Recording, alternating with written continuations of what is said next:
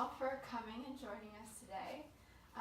There's a few things that I want to start with as far as an introduction goes. Today we're going to be talking about self-esteem. And the point of having a group counseling session is one, to have the opportunity to share our feelings, but also have the perspectives and the opinions and the camaraderie of other people in this very hopefully comfortable setting and a place where you feel okay to be a little bit more vulnerable than, say, if we were in a social environment or something like that. With counseling in general, regardless of groups or individuals, everything is going to be confidential unless we start talking about something in regards to harming ourselves or harming someone else, and then legal precautions need to kind of be put into place. So just as a precursor to that. Are we okay? Yep. Does that make sense? Yes. Very serious. Yes. Okay. Just have to throw that out there. Okay. So today we're going to talk about self-esteem just in very general terms, but we're going to kind of focus on a little bit of each of you.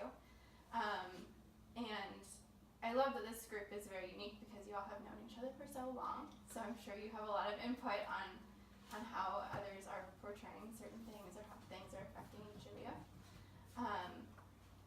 So first of all, I want to start with kind of just a general definition of self-esteem and what the three of you or each of you think self-esteem is.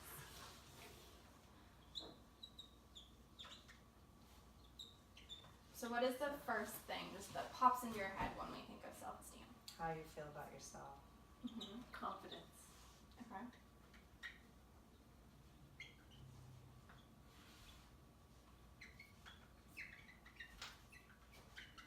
Okay.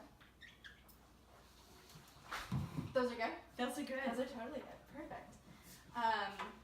Yeah, if we dive into those a little bit deeper, obviously it's how these things are affecting us personally and our feelings towards certain situations, towards certain reactions, and how we go about with our daily lives with these feelings inside of us, right? Yes. Perfect. So with these things, just in very, very general terms, is there something in regards to self-esteem that you can think of that's kind of relevant in your life, or when you think of your own self-esteem and the level of your self-esteem, is there an action or is there a circumstance that comes to mind? Because when we think about self-esteem just in general terms, you could have kind of your self-esteem be here, right? And if we're down here, we have some problems, and then if we're way up here, we could have some problems too. So it could definitely go both ways. So is there a level, an upper or a downer in general terms that you all can point out? I'll share an example first. When I think of my self-esteem, an action that comes to mind is interruption. When I get interrupted, that's something that really, really inhibits my self-esteem and my feelings towards myself and how I then go forward with that next action.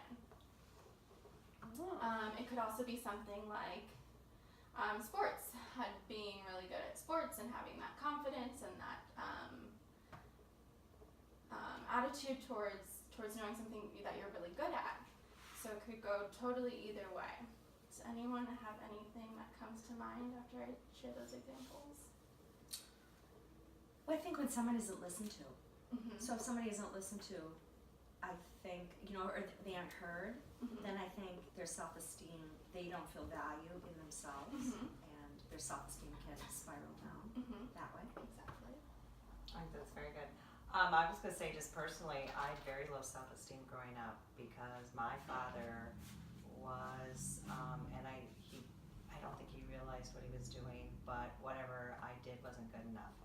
Whatever I did. All A's, 1B, it was all about why did I get the 1B. Whatever we did to clean, whatever. So for years and years and years, had very low self-esteem. I don't think he had any idea what the impact was. So a lot of criticism, a lot of strictness, a lot of rules, specifics. And as a pleaser, always trying to please and always trying to do better and better and better and better and better, and knowing I was never going to meet those. ever meet it, no matter what I did. Right. But you don't know that as a kid. Right. And so it's probably one of the reasons why I'm such a, perfectionist about so many things and a control freak and all those other things. I think you get your self-esteem from your dad. Absolutely, those are totally relevant points, and just talking about it in general, it can bring up a lot of different things. Absolutely. Anyone else? Well, so the X above the line, so you can have too much self-esteem as Yeah. well. So, and I think that can do damage as well, because I think you stop improving on yourself. You think, that there's no place for improvement, and then you aren't open and vulnerable into listening to how you could potentially be a better person. Exactly. You're already there. Or you're overconfident You and think seen as cocky and And little self-awareness. I think there's a Yeah, there you correlation go. between overconfidence, Yeah. too much self-esteem, and just that lack of awareness. Exactly. So, I mean, for me, there's always, when it comes to sports, you're always up here. We need to bring this down a little bit so we can all be on the same mentality and not get overconfidence, and then you're screwing up all the time. No, these are totally relevant points, absolutely. So a lot of these things, if you kind of take a step back a little bit, we're talking about a lot of different situations, and then our feelings towards these situations, right? Does that make sense? Okay. So the next point I want to make, I want to go kind of a level deeper, and obviously these things are very relevant and important to us, and sometimes they've shaped who we've become at that point. But looking back on all of these things, or taking a new perspective on these things, I want to focus on kind of our attitudes towards these things that either inhibit or fully enhance our self-esteem. So for example, I'm going to go back to the one I said, it was kind of touching on your point as well. When I feel interrupted, or I am interrupted, I feel like I'm not important or I'm not worthy. Am I really not worthy of that person's attention or whatever? No. But I tell myself these things, and it almost has become an automatic self-talk. It's this thing that we're constantly internalizing. Does that relate to anyone? Does that make sense? Yes. Yes. yeah, it definitely makes Oh, yeah. Absolutely. Okay. I think everybody knows people Right. on both people that are above the line Right. and below the line. Absolutely, Yeah. absolutely. So the first step in just this general idea is just becoming self-aware of these attitudes that we have, and bringing attention to these things that are going on behind the scenes. So if I'm in a situation where I am being interrupted, and I can then recognize that and tell myself, you know what, it's all good. We just need to get through the situation, and you know what, it's totally fine. We're not worthy. We are important. It's just the situation. I can then hopefully try to balance out my self-esteem a little bit. So I'm right here, and I want to start going up a little bit. So, are there any other situations, maybe even just a little bit more personal, where you have almost like an automatic self-talk, where it's something like in your daily life, like for me, another example would be I'm a very routine person, so if something doesn't go that certain routine way, I get really chatty in my head, and I get really frustrated in my head. But you know, I'm telling myself it's okay, let it go, and just kind of keep moving on. I'm starting to recognize that self-automatic talk. Does that make sense? Does anyone have Yeah, an mine example would of be that? if I can't find something. Yeah. Like before I left, there's a scarf I was looking for. Mm-hmm. I'm like, I can't find it. Where is it? And I'm like talking to myself in my head, and I'm getting hyperventilated about it. And then I'm trying to play back. Okay, I had it last time in Indiana when I was there. Did I leave it in the hotel room? Did I leave it on the plane? Did I leave it? Where did I leave it? Oh my gosh, I'm gonna have to call the hotel. Or did I send it to the dry cleaners when I got home? Right. Because now I can't find it. But then I didn't have any more time to look for it, because then I was gonna miss my plane.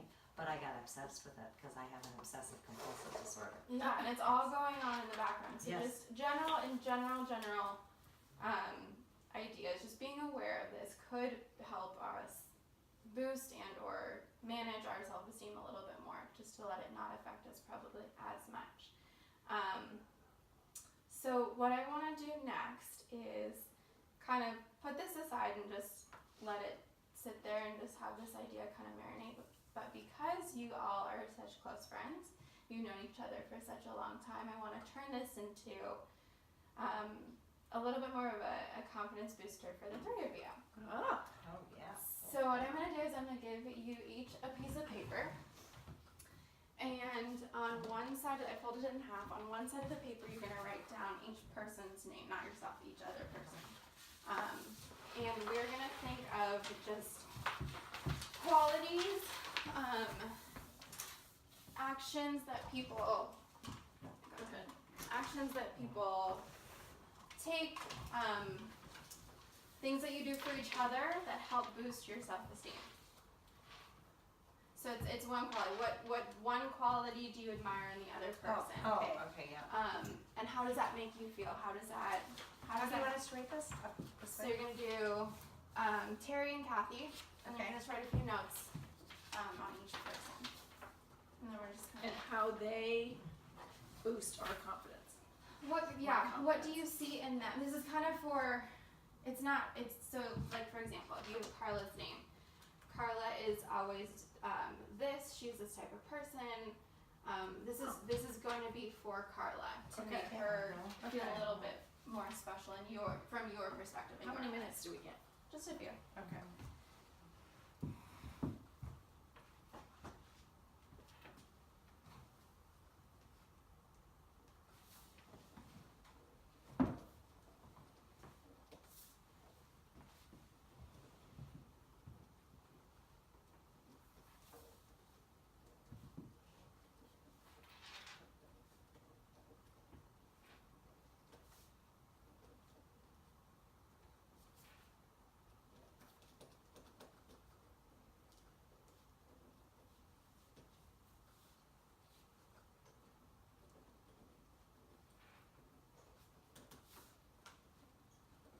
Oh, there's gonna be a lot of the same.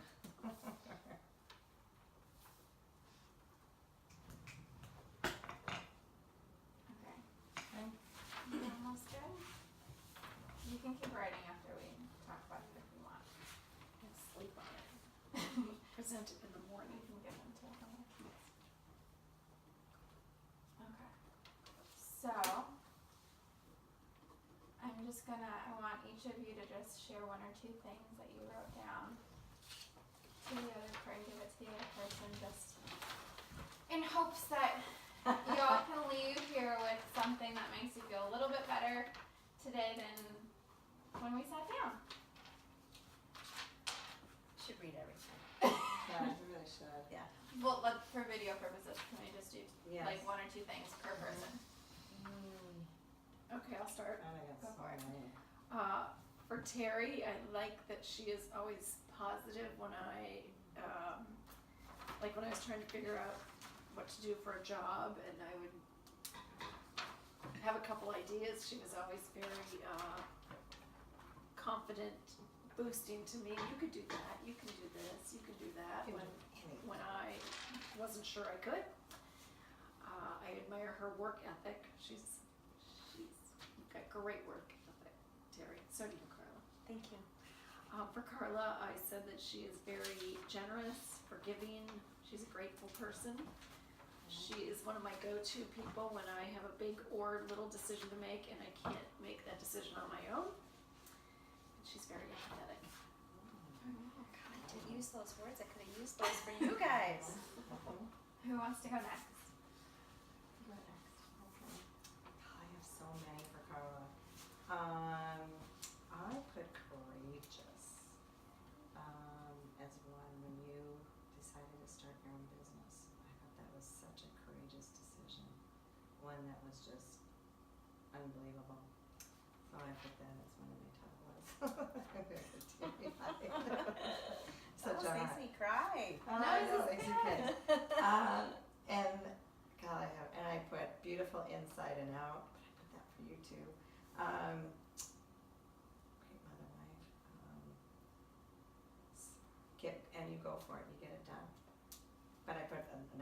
Kathy, incredibly thoughtful. You're the one, just so incredibly thoughtful, easygoing, which I would love to be. I would just, that's something I would love to be. Mother, wife, supportive. You guys both have great senses of humors. Great sense of humors. Is that right? Great Sure. sense of humors. Sense of humor. So I have a whole bunch, but You know what? I started writing them down. I started on yours, and I started writing them down, and then I went, oh wait, I gotta go over here, and I started writing, and I found almost identical things on the same Yeah, side. yeah. It's so I funny. was trying to think of different things. I was Me too. too. Yeah. So I was I'm too. just gonna go down the line because I have same thing. so smart and can so Terry, I said smart and can see it's both. Smart and can think through situations, vulnerable and always looking at themselves, fun to be around, loyal, quick to laugh, caring, reliable, sensitive, funny, would do anything for me, has my back, in my court. That's Both of totally these guys. perfect. That's awesome. I mean, it could go on and on and on. Right. Because And when it's- I'm hearing theirs, I'm like, oh, I could Yeah. put those And it's on. totally fine that it's the same for both or either. The point is that sometimes when we get caught up in our own brains and our self-talk and the things that we're not feeling good about, there's always these things, even a very long list of things on the outside that people see in us that we also need to take the time to focus on too. So that was kind of what I wanted you guys to leave Good with. exercise. And there you go. Thanks, Molly. Thank you. Is that it? That's it. That's good. Very well.